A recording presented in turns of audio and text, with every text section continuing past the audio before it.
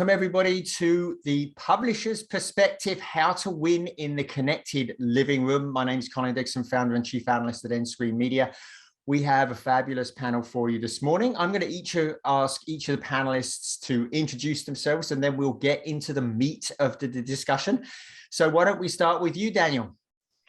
Hi, my name is Daniel Church. I'm the head of advanced TV product at Beachfront. We focus on convergent TV, and my role at Beachfront is to work with programmers, content producers, and cable companies to see their vision for the new convergence happen. Very good. Meredith, please introduce yourself. Hi, thanks for having me. I'm Meredith Goldman, Vice President of Publisher Ad Solutions at Roku. What our team is responsible for is overseeing all of our content partnerships and being able to grow ad monetization in those partnerships. Very good. Tyler. Hi, Tyler Fitch. I run ad tech and partnerships for Tubi. And Rob. Hello, everyone. My name is Rob Christensen. I am the VP of Advanced TV at Vivo. We are the world's leading music video network. And in my role, I oversee TV revenue and manage our distribution partnerships. Very good. So why don't we stay with you, Rob, and this kicks things off with just talking about how you see the approaches to the connected living room, what's succeeding for you, what's not. Yeah, for sure. I'll be mindful of time. That's a long answer. But I'll just start by saying overall at Vivo, we currently see about 25 billion views globally. That's across TV and desktop and mobile each month.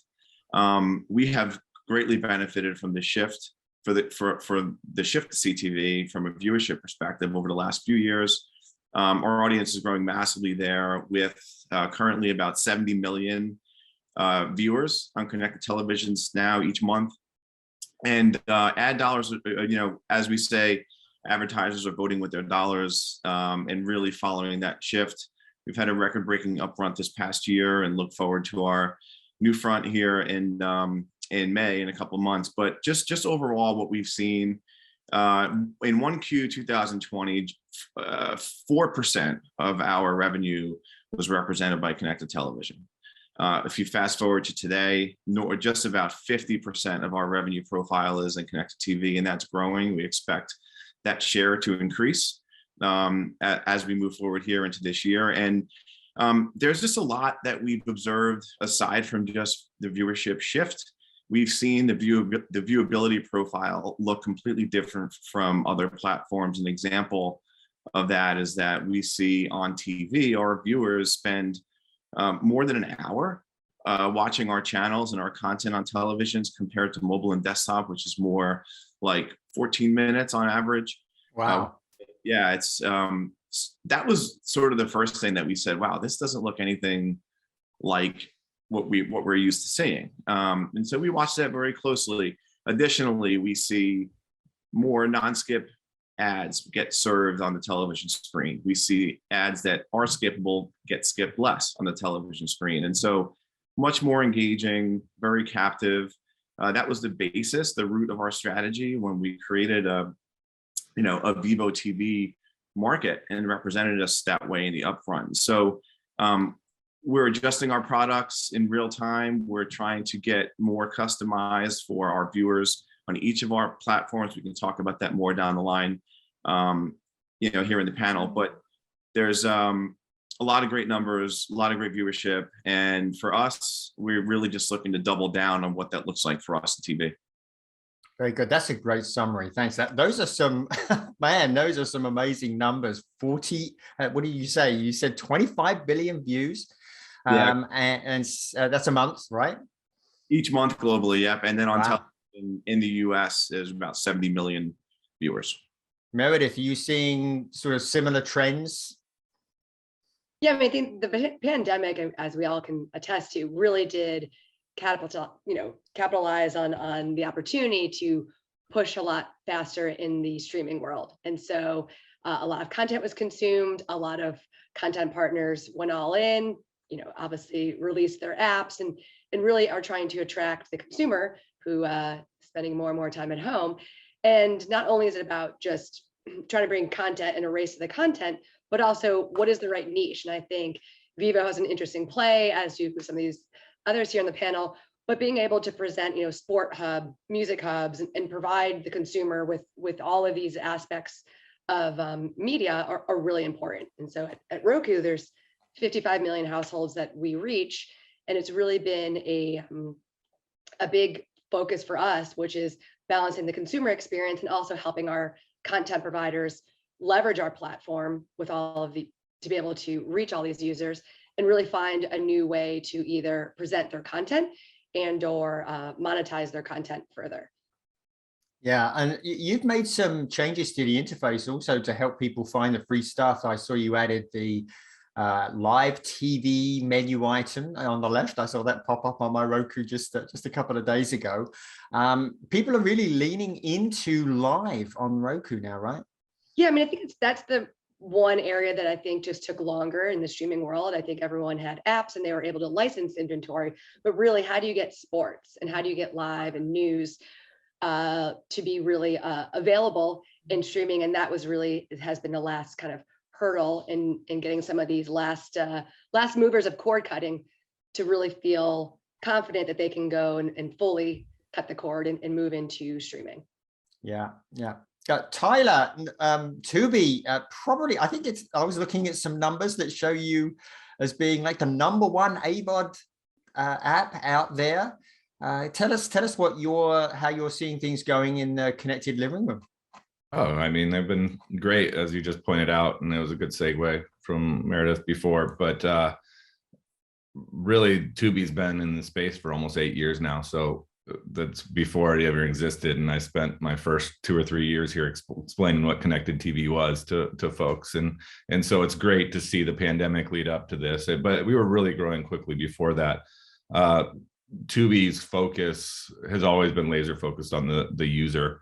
And to Meredith's point, like, we've recently added sports, we've recently added news, and really it's all about personalization for us and catering to that customer. And people talk about local and sports and things like that, but that's all just a form of personalization that Tubi's looking to have. So what we had and what we put together over the past 8 years was the biggest library we could possible of movies and TV, and used our tech experience to personalize that for each user. And so it's been great being at a company that's always been laser focused on the user experience and making sure, because as a free service, they really don't owe us anything to come back and keep watching content. So really making sure that they feel like all the content is really relevant for them is super important. And then that keeps being a focus for us in 2022. And it's why we've grown so well over the past 8 years. Yeah, and one of the things that's really come up, I think, in the last 18 months is that consumers are really there now and looking for free. I know, Meredith, I saw data showing that free was the biggest search term on Roku last year. So definitely we're all leaning into that. Daniel, give us your perspective from Beachfront. What are your clients talking about when they're thinking about connected living room? Yeah, we're seeing explosive growth, obviously. I think everyone in the CTV industry is. But we help our clients kind of look at the connected living room holistically. So, there's a lot of distribution points for content creators today. CTV is obviously exploding. A lot of the cable companies are adding their apps to set-top boxes, for example, so that they can be accessed there. And we have some clients that still do traditional distribution channels through linear or a bunch of the addressable products. So what we try to do is we try to help them look at not just connected TV, but TV holistically, and being able to hit endpoints that they have their content on and learn about their viewers in a way that you can't if you're just looking at one little slice of the pie. One of the things that really fascinated me over the last year is the number of distribution points for media now, for advertising supported media, has just exploded. Is that a challenge for your clients, and is that a challenge for you, or is this do you see it more as an opportunity? Well, I personally see it as an opportunity. We're really focused on, I would say, defragmenting the distribution paths, or at least the monetization of those distribution paths. So we look at them all as, just a way to view that content. And I think our clients, some of them are having problems with getting their content to certain platforms. Some of them are having trouble monetizing certain platforms. And so when we work with our clients, we try to focus on whatever those pain points are, but holistically. So if you have distribution across 20 different endpoints, we want to make sure that when you're looking at monetization, you're looking at all of them holistically and the individual households behind those.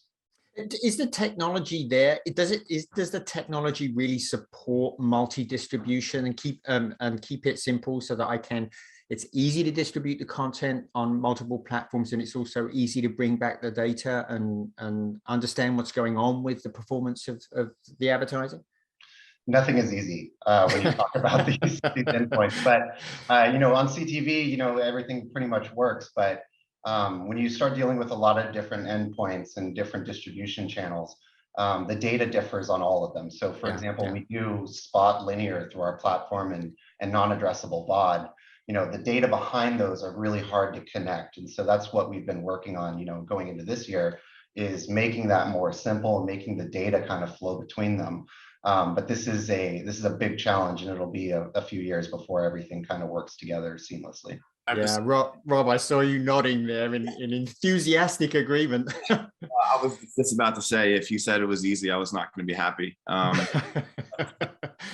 Yeah, no, it's the challenge, but it is the opportunity, frankly, as a publisher like Vivo, that it's such an interesting time where you think about how content is and can be hosted and distributed compared to the previous legacy models of the cable operators and MVPDs. This is distribution without boundaries. You can distribute a channel globally. You're not bound to the borders of this country. We're launching channels in US, Canada, UK, France, Italy, Germany, Spain, Australia, Latin America, and all the channels are different. We can do that, but it's not easy. Each endpoint, every partner, whether you're Tubi or Roku or Pluto or Samsung, you can go down the line, have different techs, and they have different specs and tech that you need to connect to. And so it's not just one to many. This isn't broadcast in a way, this isn't cable. So we've learned a lot along the way of how to most efficiently get there. We're doing a good job now. I think there's plenty of room for improvement, and there's a lot of great companies out there that really help us get there. We work with a company named Zype that helps us build Zype very well. Yeah. Everything under the hood, which has been a lot of fun learning about. But then there's the programming aspect, real time. There's getting the data passed back, like you said, accurately, and being confident there. And then of course stitching the advertising. That experience is important too, and making sure that you're monetizing the full opportunity. Yeah. Please, Meredith. Sorry, I was going to just jump in and say, it's definitely an opportunity. And I think the one thing that reason why is at Roku as a platform, the mission Anthony had was really to be the platform to have access to all the streaming content there is. And if you take that same mission and you apply it on the advertising side, we want the same thing for our advertisers. And so that really means providing the advertisers a platform to be able to reach users in various different content partners and different apps, but also to give the content partners an ability to also have some sort of unification and being able to monetize. And that's why, at Roku, when we invested in Nielsen's advanced video advertising business and acquiring it, that was a big purpose for that, which is, okay, how do you help the publishers take the technology and learnings from digital and then be able to apply that to linear? And so really being able to provide the content partners the ability to have kind of a unified approach across their streaming app and their linear is important, just as much as for the advertisers, we're providing a platform across the content providers. One of the things I love is when a panelist anticipates my question before I even ask it. That's exactly where I was going. Yeah. But that is one of the things that I think Roku has really excelled at is building out the tech platform for advertising. Give us some insights. What are some of your priorities for this year? It's really to give both our advertisers a much more kind of portfolio option of how to find their users and the services that they want to apply to that. So One View has really taken off, and so how to take our solution of One View, which is our buying platform, and really provide the buyers and TV buyers an opportunity to run their upfront, and being able to kind of take advantage of a lot of the programmatic and digital metrics and apply them in kind of more of the traditional buying mechanisms. And on the publisher side, it's really being able to give the right insights and data to allow our publishers to grow their streaming hours and monetization on the platform. So I would say holistically, on the advertising side, it's really being able to give both the advertiser and publisher the platform to grow their businesses. Yeah, Tyler, I'd like to. Can I ask you the same question? It's a little bit funny because you don't own a tvOS, but you certainly own the Tubi platform. What are you thinking about tech priorities for this year? Yeah, I mean, there's been since we've been acquired by Fox in 2020, there's definitely been some more tools in our tool chest, and so now that we're building, I think one, it's always laser focus on the Tubi product and the user experience. I think there's going to be a big push to have the best user experience for all advertisers and consumers on the platform. There's going to be an addressability factor across all of it, but I think for us, and to Meredith's point too, she keeps on just throwing me softballs over here, but it is giving advertisers a way to buy everything all in one place, and the Fox platform allows us to do that. You can buy against entertainment, sports, all of the VOD that we have, and we're giving advertisers one place to go and buy across all of it. So it's been really interesting, and now we're connecting these pipes in 2022 to really enable advertisers, one, to buy however they want, whether it's on a Nielsen standard or whether it's fully addressable or incremental reach, all these things that we're bringing to the table, and we're able to prove our worth now. But now we're able to do it across linear and digital, across multiple properties. And so it's definitely going to be a big priority. For Tubi, we've also done a lot of original content, which we swore we were never going to do for 6 or 7 years, but it's been really successful, and we've been focused on that, and we keep on releasing new content that Tubi is producing, and just keep up with growth. I mean, it's been hold on for 5 or 6 years of just how big are we going to get, and it is the upfront and going into that and getting bigger budgets to support the audiences that we're seeing now. Well, let's put a pin in that original content piece. This is something we're definitely going to come back to in just a second. I just want to ask Daniel about the tech. Daniel, tech priorities this year. What are some of your clients looking for? What features do they need? What's holding them back? Yeah, that's a great question. Obviously we're going to continue to focus on, reducing fragmentation, at least with different endpoints and data, but something that we're hearing a lot from our clients are ad fatigue and user experience around that. So, for a long time, we basically just copied what linear TV has been doing for so long and roll that into CTV. But I think, with so much subscription, AVOD available, I think customers are now, or at least the clients are looking at, if we reduce the ad load, do we get better results out of those ads? Do we push ad loads towards the front? So as you go through the content, you see less and less ads. That's the kind of work that we're doing to help our customers try to figure out, what is the right amount of ads for the content.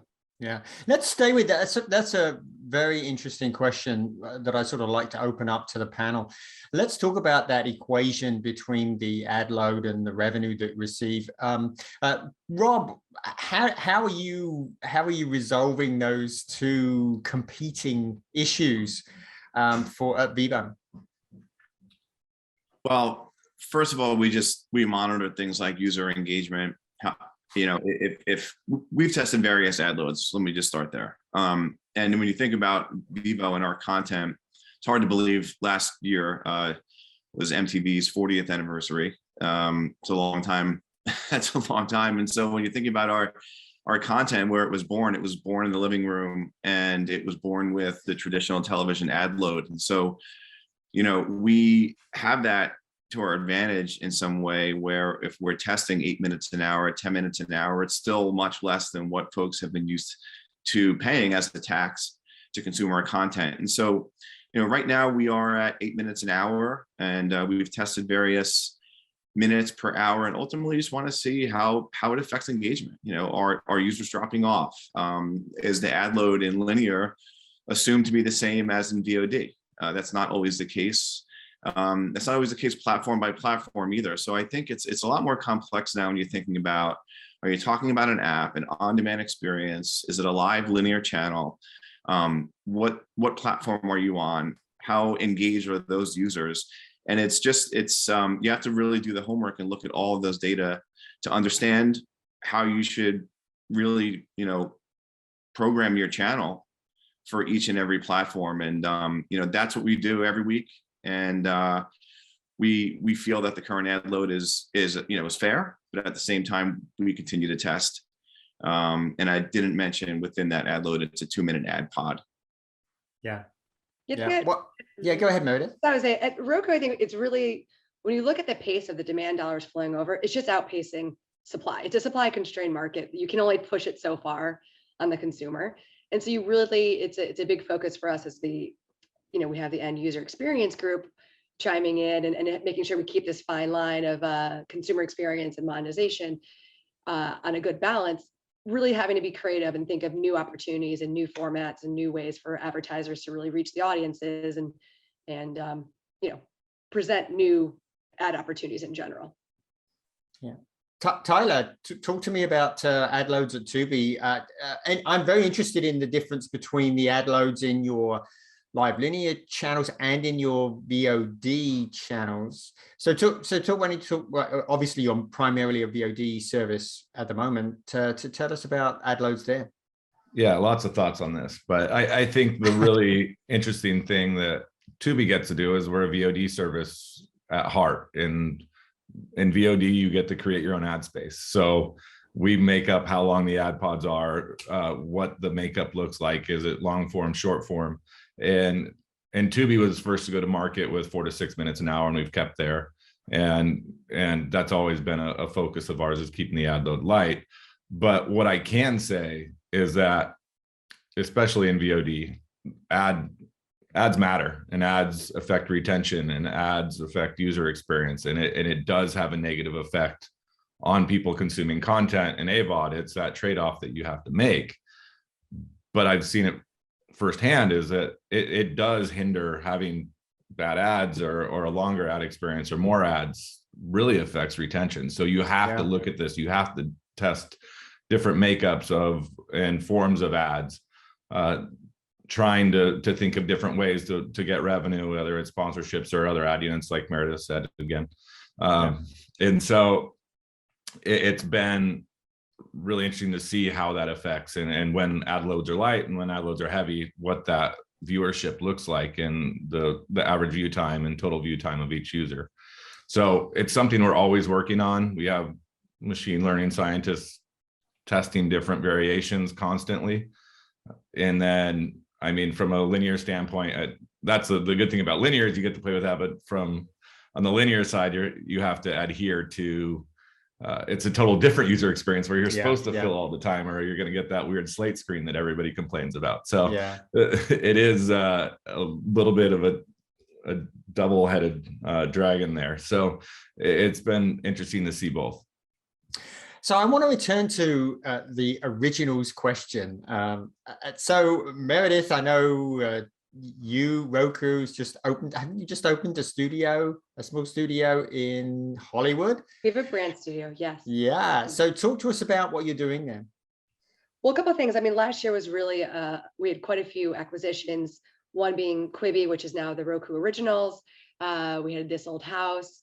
And so those were some of the ventures we made into original content. And with the brand studio, it's the ability for our advertisers to actually kind of create content and an overall new experience that is, obviously promoted by an advertiser. So it is a big focus, and I think we will definitely see more of this in the future for Roku. It's been really successful, especially with the Quibi content, which is now Roku Originals. re-signing and bringing on all of those shows and additional launches of the series. So it's definitely, I think, an area, as Tyler mentioned too, at Tubi, like I think most media partners are really looking into how do we play in that without getting into this deep bidding war of $100 million shows. So how do you provide unique niche content that is going to attract a different audience? And it's important to keep on presenting fresh content, but it is a tricky balance with regards to the investment in the overall shows that you can acquire. Yeah, Tyler, your CEO was very clear that you were going to be making very targeted investments in original content. What are you going after, and which advertisers do you think is going to appeal to the most? I think everybody. I think it's getting eyeballs and differentiation of streaming services. So there are some advertising opportunities there that we can go ahead around tentpole events, but it is about getting new users to the platform. And we just launched the Freak Brothers, which had Pete Davidson, and who I've been a fan of for a long time before he was dating the Kardashian, and as well as John Goodman and Woody Harrelson. And then we have a Bruce Willis movie coming out next year. So it's crazy where we've gone from in the beginning. But to Meredith's point, like it's about knowing your audience and what they want to watch. You don't have to sign a multi-million-dollar piece of content to really have people enjoy it. You have to know what people want to watch and tailor that content to them. So the AVOD services have got really good about knowing what people want to watch and then tailoring content or producing content that they think their users are going to enjoy and consume. So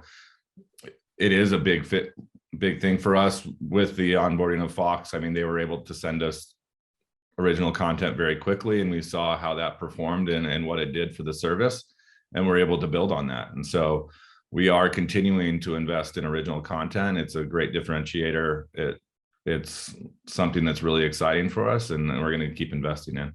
Very good. Rob, you launched a couple of new channels that I thought you're calling them contextual ad channels. One was they're more based on, I think one was called Mood, and another one was called Rewind. Yeah. Talk to us a little bit about those. Those are really specific products that you're really targeting at brands, right? Yeah. Moods and Rewind really started as contextual targeting tactics, and basically what that means is we were able to target users' moods basically, and be able to predict what type of playlists or content that we could surface based on, are you in a chill mood? Do you want to party? Are you working out? Like that type of stuff, and we could surface content in real time based off the user that we're serving to. As for Rewind, it was more about targeting nostalgic videos. I feel like everyone either remembers the first music video that they've ever seen, or at least has one that's their favorite, and it brings back a ton of nostalgia. I know if I'll never forget when I saw the Welcome to the Jungle music video. It was like the coolest I was gonna say December Rain, but okay, we'll go on. also amazing. And when you think about it, just back to originals for a second, and then we'll tie it together.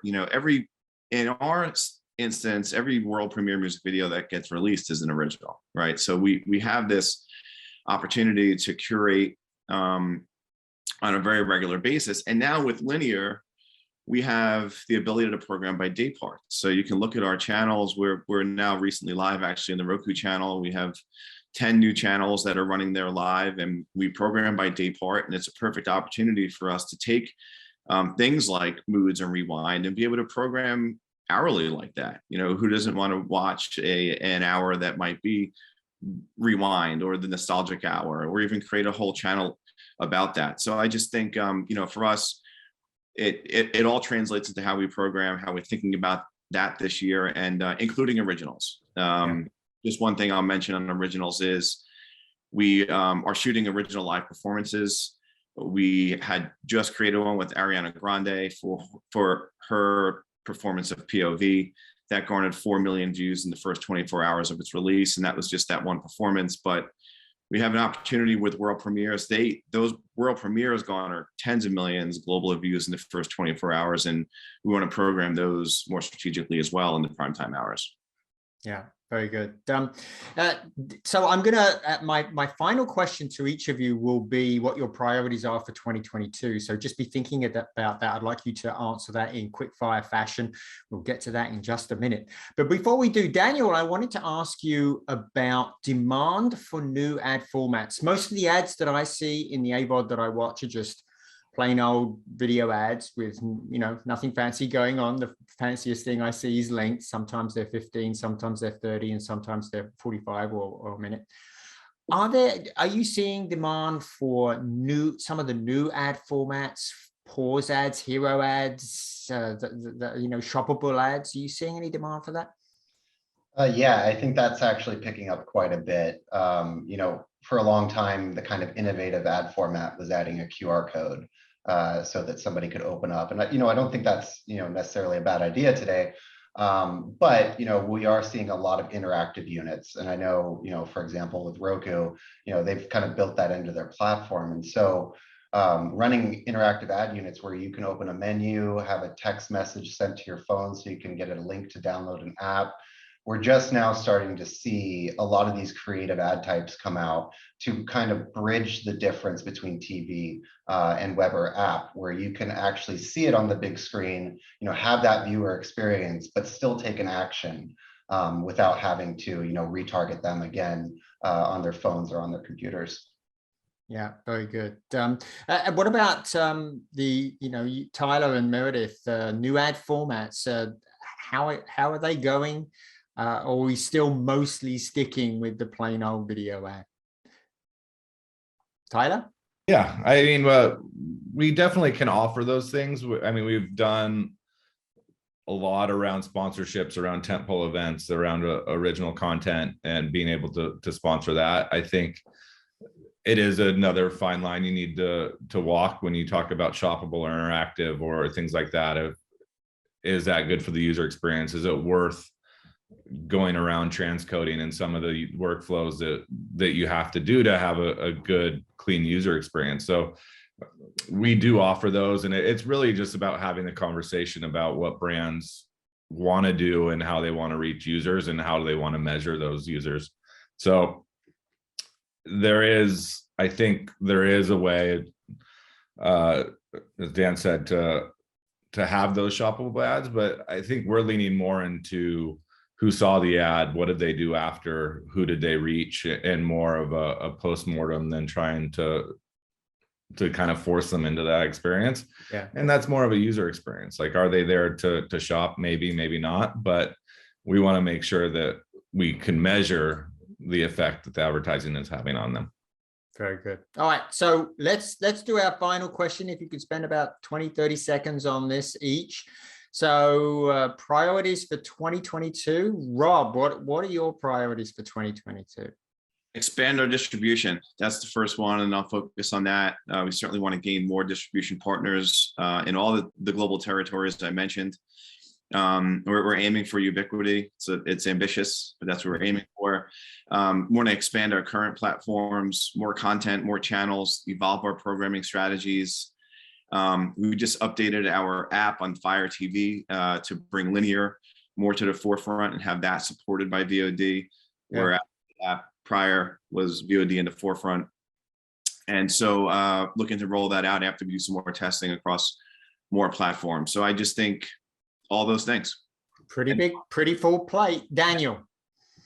Yeah, we're going to continue the convergence, pulling in as many endpoints as we can. We're agnostic on where your content is and where you want it. So we have a lot of clients who are looking to expand that footprint and get more of their endpoints in so that they have more of that inventory in one spot. And like I said, we're looking at how to increase the experience for the consumers, and that'll obviously trickle down to the advertisers and to the publishers who produce that content. So we want to make sure whatever experience you're having on the TV, it's a good one and it's good for all parties involved. Very good. Tyler. Sure. Personalization, more content, better machine learning algorithms to get that content, more offerings around linear or VOD or sports, and then continue to have addressability across all of Fox and build up that way of buying across linear and digital. Yeah. Meredith, you have the last word. I appreciate it. Yeah, for us, it's really a big focus on our publisher partnerships and being able to help grow their ad monetization. And through that, we primarily offering them the ability for dynamic linear ads. That will be a big focus for this year. Fantastic. Well, this has been a great session. Rob, Tyler, Meredith, Daniel, thank you all for such great thoughts. And Will, it's back to you.